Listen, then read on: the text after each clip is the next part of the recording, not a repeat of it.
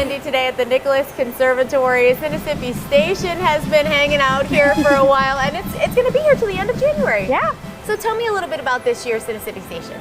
Sure. So we've still got our 7 trains and trolleys running around in here, but every year we move all the landmarks around a little bit. So it's kind of fun to see them in a little different light and different heights and things like that every year. It's a little special. For somebody who maybe has never been out here, which is kind of crazy, but we know there are some people out there, tell us the backstory on how it comes here every year and what those landmarks are.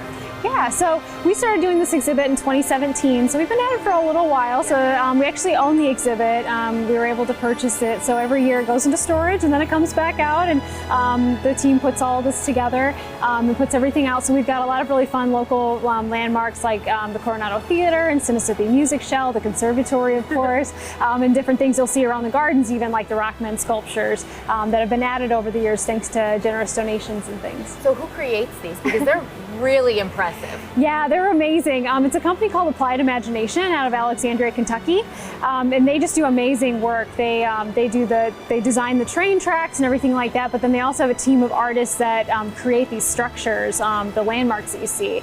So I always say that'd be my dream job, is to just like glue acorns and pine cones together to make these amazing, beautiful buildings. But yeah, each building is somewhere between, I think they say about anywhere between like 100 and 300 hours it takes them to make each landmark.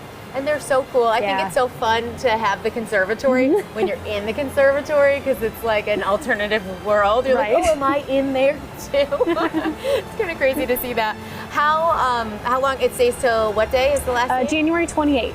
Okay, and tell me about getting tickets and when you guys are open for the public to come check this out. Sure. So in January, it's our regular public hours. You can find it on our website. So it's Tuesday through Sunday. Okay. And then you don't need to buy any tickets. You can purchase tickets ahead of time if you'd like to, but you can always just come straight in and pay admission the regular old way.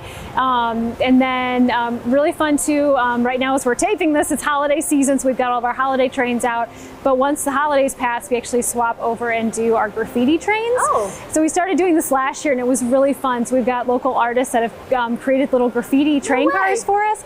And it was so much fun last year and such a hit that we're adding, I think, 2 more this year that'll be debuting in January. So even if you came already this holiday season, come back in January and you can see totally different trains. Yeah, of course. And we're always swapping trains out. I mean, the upper loop will change directions every couple of days, but we're always swapping train cars out. The Thomas track changes, different Thomas characters. Cool. So.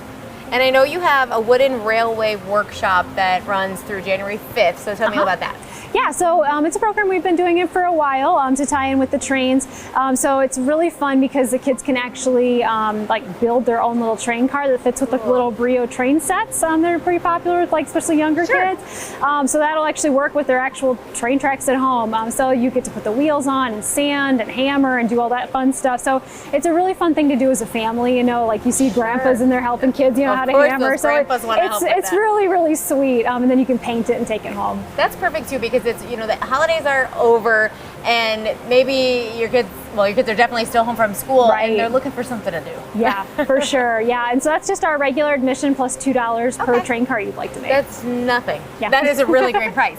Yeah, and it's nice because you can keep you entertained for a while, that second week of Christmas break. Absolutely, and you get a chance to take it home with you too, which is really cool. While we're here, I want to mention All Glow is still happening too. So tell me how long that'll be here and the hours on that.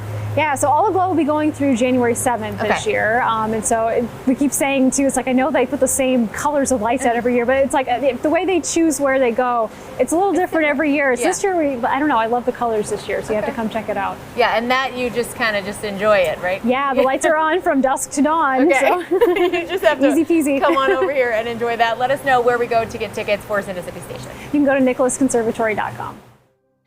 It's warm inside the Nicholas Conservatory too, so we recommend that you head out there this week and check out Sinnissippi Station. Game day is next. Kim and I are going head to head with balloon charades. We'll be right back.